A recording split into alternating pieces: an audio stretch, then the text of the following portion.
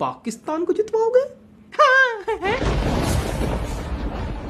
अरे राम राम राम राम राम राम राम, माफी माफी माफी। अरे नहीं नहीं नहीं, इंडिया को जितवाएंगे, इंडिया को जितवाएंगे। इसकी मन्नत मांगा है, पाकिस्तान की तो नहीं मांगा है। पाकिस्तान को जितवा रहे हो क्या? नहीं, इंडिया को ही जितवाया होगा। जितवाया होगा? अरे यार, मतलब 4 घंटे हवन हुआ है, हमको याद नहीं आ रहा कि हमने इंडिया को जितवाने के लिए किया है कि पाकिस्तान को जितवाने के लिए किया है। अरे पंडित जी जा रहे हैं, पंडित जी, हाँ, पंडित जी, सुलोचन जी, सुलोचन जी, सलोचन जी, सुनी बैठ करी हैं, चले जा रहे हैं। सुन लो,